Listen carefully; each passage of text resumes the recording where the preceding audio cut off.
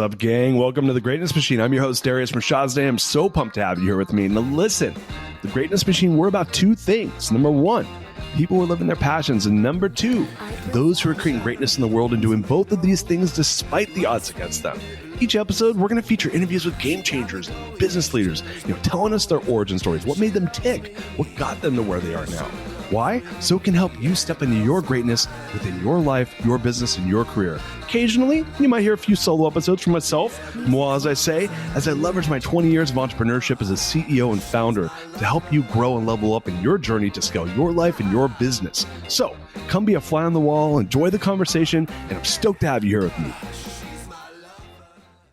What's up, everybody? Welcome to today's episode of The Greatness Machine. I'm your host, Darius Mirshahzadeh, and man, I'm flying solo here, and we're talking about something a little near and dear to my heart. I'm reading a really good book right now, Thinking in Bets by Annie Duke, and she had a part in the book that reminded me of an old episode I did, which was one of the episodes I did, it was probably a year ago. So what advice would future you give to you now? And I'm going to go the other way right now. And I'm going to talk about what advice would past you give to you now. We're going to do Back to the Future. We're going to go Marty McFly style. We're going to go fly in our DeLorean. But this time, past you is going to get to meet future you. And it was a really good question because she was using it from the context of decision making and how we as emotional creatures, when we're in an emotional state, she uses the term, tilt.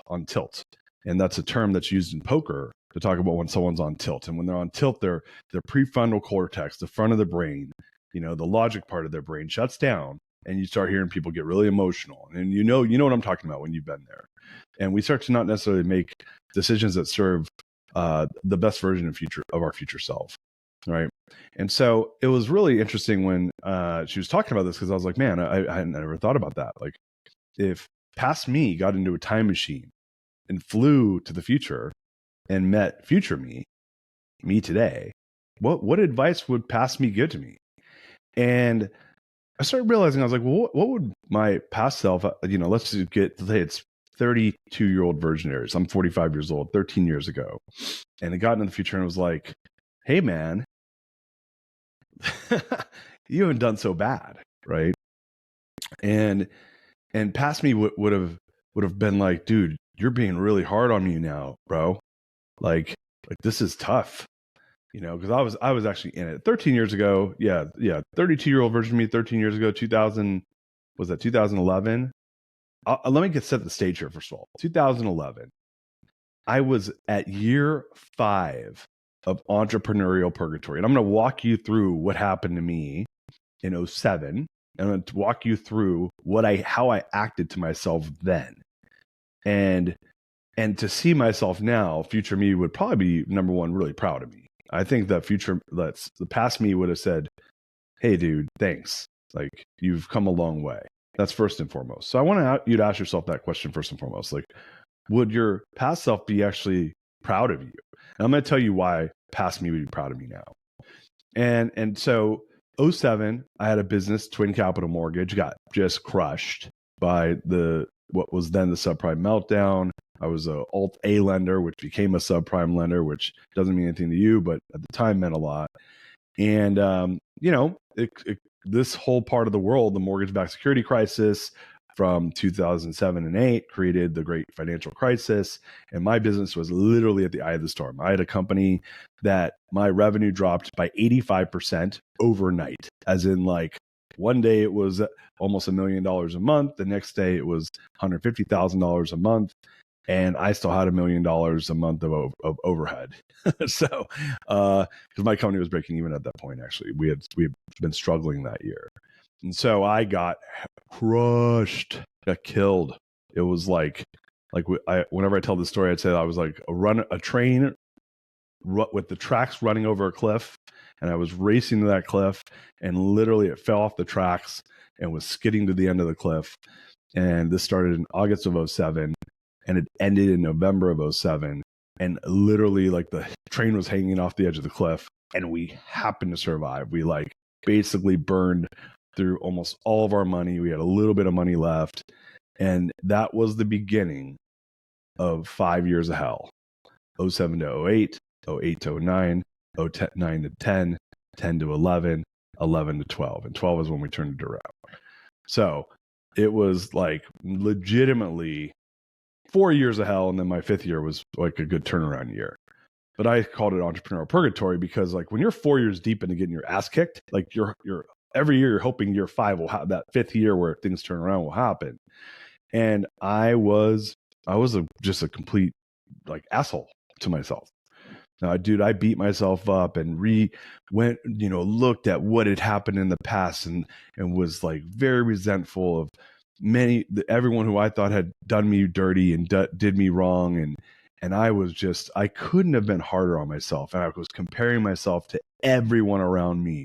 And my confidence, like whatever confidence I had, which I had a lot of confidence then at the beginning, before that had happened, was shredded. Like, and I will say this, I did continue to show up, but it was like, I did not believe in my abilities to like turn things around. I'll take that back. I think I did believe in my abilities because I kept showing up, but I kept comparing myself against the previous success I had. From 03 to 06, I'd had a lot of success. Even up until 07, I had a lot of success in that business. Business was number 45,000. It had been a rocket ship of a growth. I was 25 when I started the thing. This is by 29 years old. This is what it looked like. And the next 5 years were hell. And I just crushed myself. So if that was me, that was the human that was like, first of all, wounded big time. I was dealing with a lot of demons from my life to that point. And they were coming out 6 ways from Sunday. And at the same time, the other thing that was happening was I became a new dad. I had my first son, Rumi, in 2009. I got married in 2007. I was new to all that stuff. But really, like that was when I think of that part of my life, that was like a respite. That was my family was my break from entrepreneurial purgatory. I would leave entrepreneurial purgatory, and I had a really joyful experience of having a newborn son who was like toddler at the time.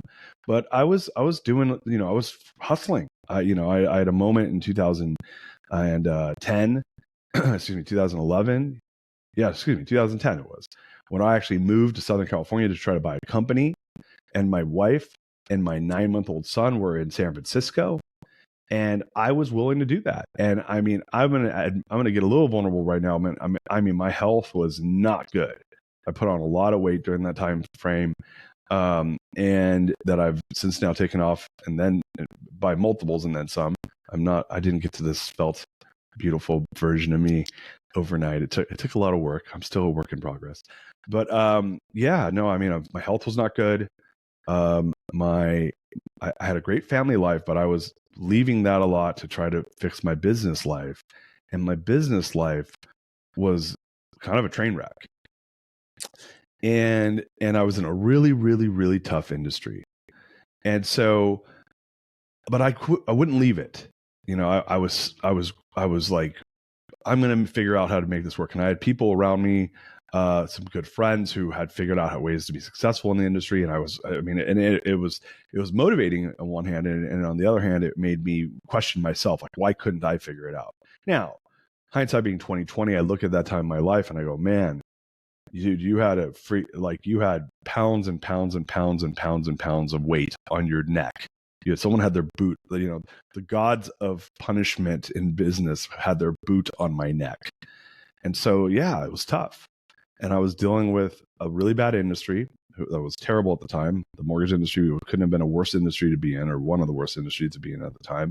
And I was dealing with essentially a failed business. It was a walking zombie business that I didn't know how to get out from under, because I had this massive envelope of an old business that was a much smaller business. My business had gone from a $10 million a year business to a $2 million a year business, but still had a lot of the issues from the $10 million that we were dealing with later. I'll give one perfect example. This was, I had a head of operations. I'm not going to say their name, but they had me sign off. We needed printers because we had this 20,000 square foot office that I had needed printers for, because we had needed to set up printing stations for all these 150 employees. And so she said, why don't we just use our printer Konica Minolta, I can't remember who the vendor was, but Konica Minolta was the printing company. She said, why don't we just get, you can lease printers. So I said, yeah, sure. Not realizing what I'm signing up for. I end up signing up for $3,000 a month of payments for a bunch of printers for all over this office. Now, after, the business shrinks from, 150 employees down to like 10, you don't need, 6 printers or 5 printers, or whatever number that was. So I look at the lease, and I personally guaranteed all these leases, and it wasn't for like a couple years, it was for 5 years. So I now have $3,000 a month of payments, $36,000 a year of payments, which are like, okay, that's okay, Darius. And I'm like, not if you're not making money. If you're not making money, that's like that's someone's pay for the year at that point, some lower level employee. That's me paying myself. I didn't mention this. I didn't pay myself. My brother and I worked for 07. I think we paid ourselves like minimum wage. 8, nothing. 9, nothing. 10, I started to make a little bit of money again. So basically I wasn't living off savings, and 11 was 0 until the very last week of the year. So the 5 years, I literally like hardly made any money. And every dollar I was making, I was throwing back into the business. So like, if that's your life, and I probably had at that point a couple $100,000 a year of these liabilities from my previous business. Inevitably, the business was actually shut down because we had a large lease that we couldn't afford. We tried to negotiate with the landlord, and we ended up leaving the lease. We had to walk out on the lease because literally we were going to go out of business. And the landlord basically sued us. And but I was smart there. Unlike my copy machines, I had not personally guaranteed the lease, but I tried negotiating with them. I said, look, I just can't afford it. And this is in like 09. So anyone that's listening to this that had a business in 09, if you were a commercial real estate person in 09, like someone walking out on a lease was like the total norm. It wasn't something I'm proud of, but it was something that happened because it was like a $20,000 a month lease, and we couldn't afford it. And the landlord just would not negotiate with us. I said, hey, I will take a smaller location. We'll take a smaller lease. Like, we'll do anything. I'm trying to honor my commitments here, but like literally this lease is putting me out of business. And they just wouldn't do it. And so we ended up getting a lawsuit with them. We settled on it. And the settlement was, they said, you have to shut the company down. So we ended up, that was part of that settlement. We shut the company down. And, but it was really painful to have all these legacy issues, I call them. And I was living through that. That was my day. That was my life every single day. I mean, if you saw what it was like to be an entrepreneur for me at the time, you would be like, man, that looks really hard, Darius. And it was really, really hard. And what it did was it did a couple things. Number one is it showed me that I had a really high tolerance for pain. I didn't deal with it very well. I took out, again, my health wasn't very good. I put on a lot of weight. I was very, very, very hard on myself. And, but I learned a lot about how do you run a business with very little resources? How do you hustle? How do you grind with nothing? How do you accept, not accept defeat and overcome it? And by 2012, I was, whenever people talk to me about being an entrepreneur, I say like, I was a entrepreneur that it was like I was someone that had like 4 tours of duty, 5 tours of duty. I was on my 8th tour of duty, 5, if each year of duty was a tour of duty, I was on my 8th, at that point, 8 years of tours of duty, a couple good, 5 really hard. I was hardened. And Mike, my brother, he was hardened. And we knew how to build at that point, and we knew how to overcome adversity at that point. And so so I wanted to set the stage for that because I wanted you to understand what past me was like. And if that person got into a time machine and flew to the future, I know what they would say. They'd be like a couple things. Number one, they'd say, hey, dude, thanks for taking care of your health. I want you to live a long life. So that's what past me would do. Thank me for taking care of my health. Number two, past me would thank me for pouring into my family. Because I always tell people there's 3 things in this world I care about: creating impact, building deep, meaningful relationships, and being healthy. And now I'm a much healthier version of myself than I was then. Much later in life, I'm 45 years old. I was in my early 30s. So thank me for taking care of my health. Thank you for pouring into my family. And it's funny. You're like, Darius, you're talking this all about business. You're talking about your family and health. And that, I think, would be something else that past me would be really happy with me about. Past me would say, man, you've really figured out what's important in life. You've prioritized things that matter. And then last but not least, I think past me would look at what I've done professionally and been like, I thought you would have been farther along.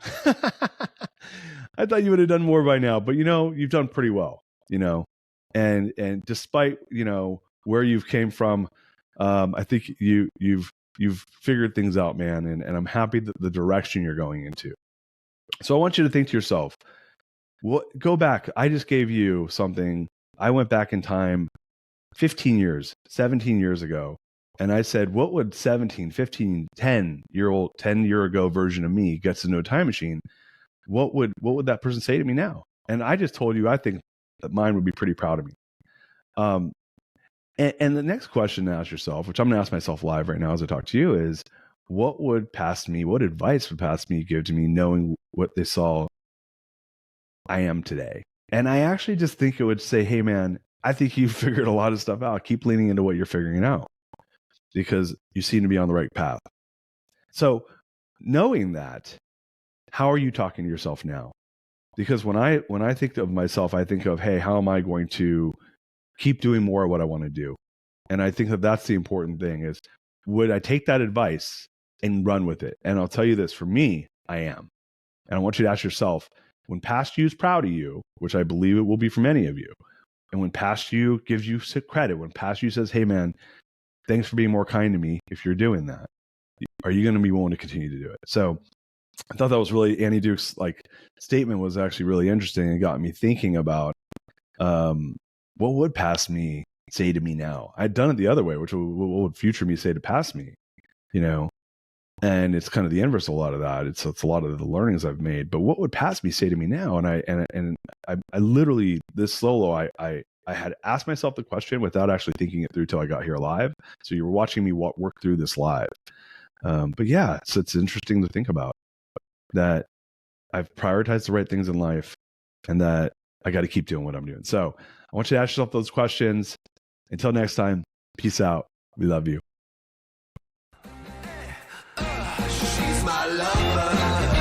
You are listening to The Greatness Machine, and that's a wrap for today. Listen, if you love what you heard, subscribe to the show on whatever podcast platform that you're tuning in on so that you don't miss any of our future episodes. We have tons of great people coming on, and we're stoked to have you here to enjoy it with us.